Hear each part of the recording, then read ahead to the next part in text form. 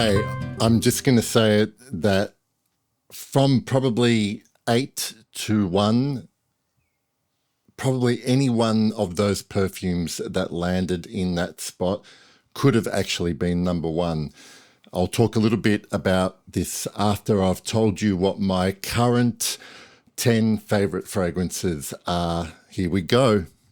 At number 10, an old favorite, you're going to see some perfumes that you always see on this channel that I always talk about. And there's a reason for that. That's because I love them. I've had some of these for a very long time and my love just grows. Number 10 is Eau de Bois from L'Occitane. So I just posted in my community tab a couple of days ago that it appears that L'Occitane has totally made over their packaging as well as renamed some of their fragrances. So Eau de Bois in this iteration pretty much doesn't exist anymore. It's a completely different bottle and is not called Eau de Bois anymore. Off the top of my head now, I can't even remember. I got a comment from someone when I posted that picture that the smell pretty much is the same, which is good news.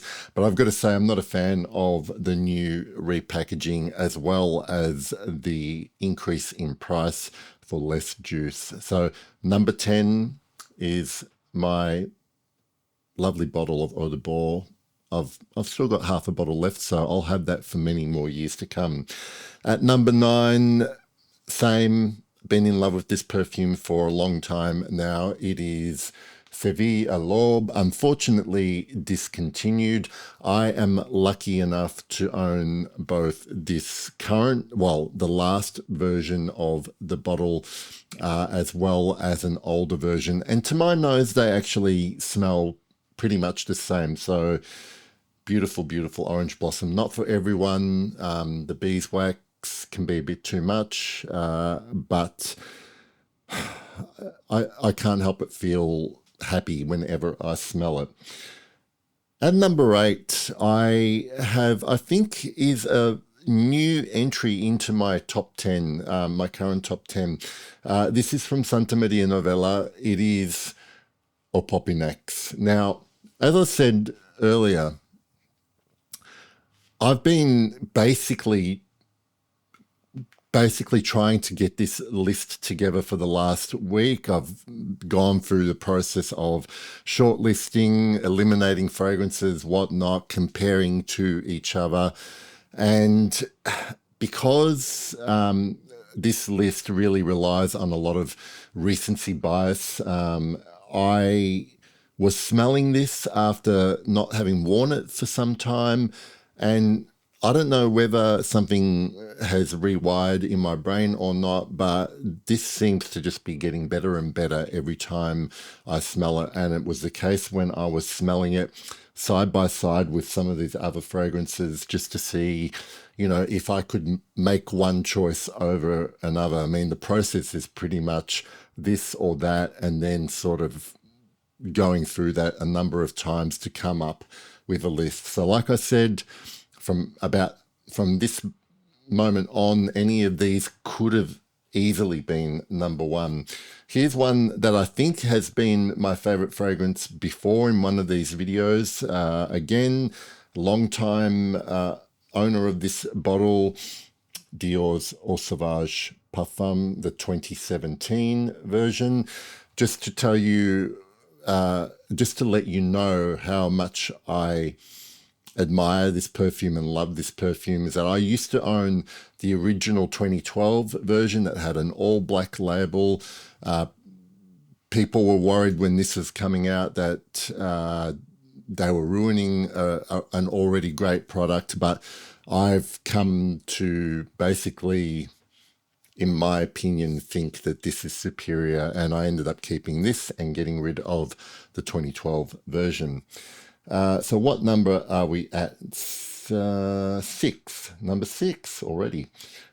This is one that has now been making this list for the last 2 or 3 years, or since whenever it came out.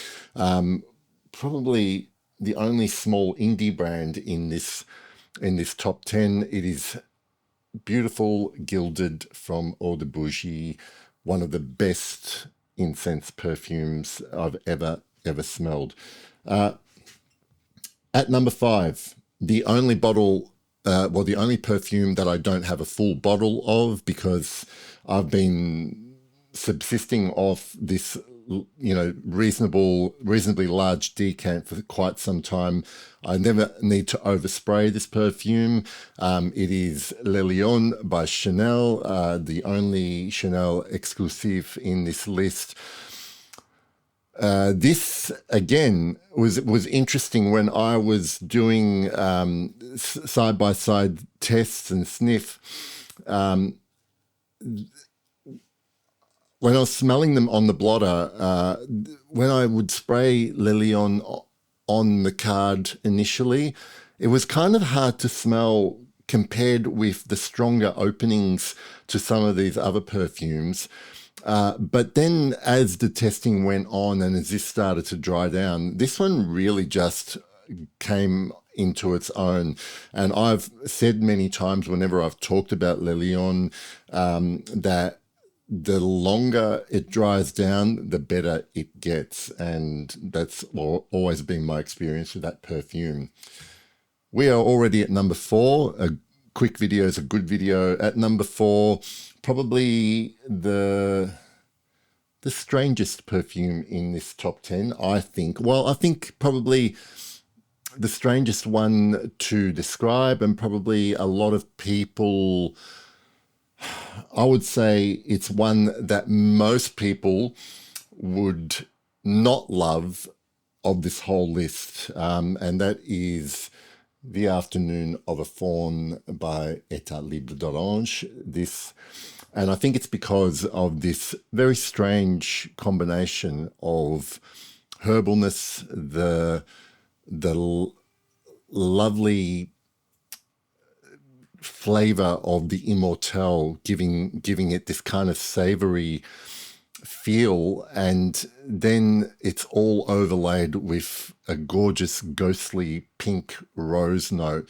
So it is a little bit of a fantasy perfume. It's not rooted in reality. It's a daydream perfume. It's an escapism perfume, but it always smells good. It always is a nose reset for me after smelling stuff that is kind of familiar and I guess more traditional. This sprays onto my skin and all of a sudden I remember why I fell in love with perfume again. My top 3, one that has been in many of these videos. I don't know how much more different I can say this, but there is a reason why Guerlain's Habit Rouge has lasted so long. This is the Eau de Toilette. I also own the Flanker, the limited edition Flanker Rouge Privé. And last year, if you'd asked me, I was enjoying that one more than this one. And again, like Opopanax, I had not worn this for a while, but once I started testing these perfumes, some perfumes really smack you in the face and remind you why you fell in love with them in the first place. And you say, yes, I've been so stupid to neglect you and I still love you, Habit Rouge. And that's why you're number 3. At number 2, this could have easily been number 1. It is the only new bottle that I've purchased in 2025 so far. I already owned 3 from this brand before I bought this, and this has just captured my heart. It is the beautiful, intoxicating, lovely, sexy Asiade from Parfum d'Empire. Honestly, this really grabs you by the throat when you're smelling this perfume and you're smelling it side by side with some of these perfumes that I really, really love and loved for a long time. and you smell Asiade, and then you smell Habit Rouge or Le Lion or Sauvage Parfum, it's an attention grabber. Like it grabs my attention and forces me to just be infatuated with it, and is a real scene stealer when it comes to my nose. And at the moment, I'm fully in the throes of passion with Asiade, and I don't see that changing very much soon. But surprisingly, another one that I have not actually worn a lot this year. As I said earlier, there's a little bit of recency bias with this when I make this list, because I do this every 6 months, and it's what I love in the moment. And there's obviously always some perfumes that make this list, and then there's new ones that come along that grab my attention for a little while and they make the list, and it goes on and on. I've been doing this. This is probably, I think, the 16th edition of this particular video, but this is the first time I've put this at number one. And I did it purely because when I was smelling all 10 of these at the same time, Eau de Hermes by Hermes, just each time smelled the best in that moment. We've got to live in the moment. You got to make these lists in the moment. And this is right now the perfume that has my heart the most.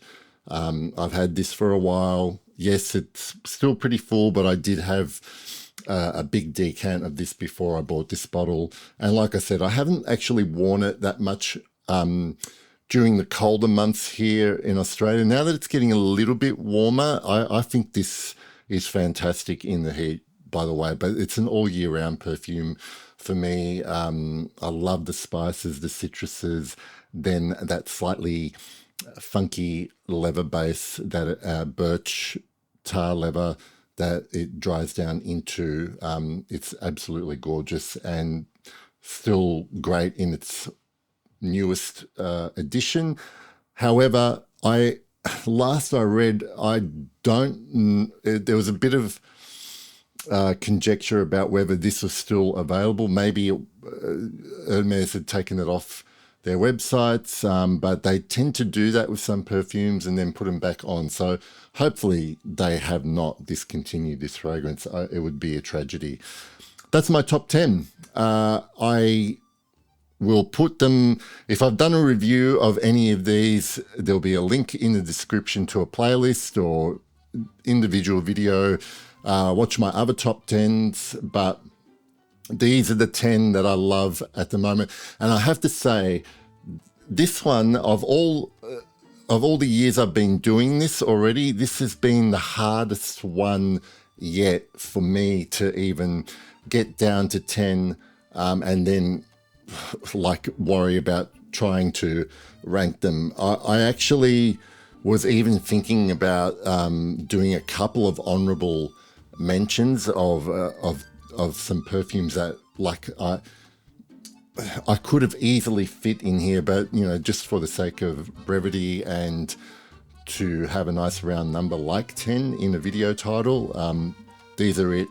And I hope you enjoyed that. Let me know what you're loving at the moment, what your favorite perfumes are in the comments, and I will see you all in the next video. Bye for now.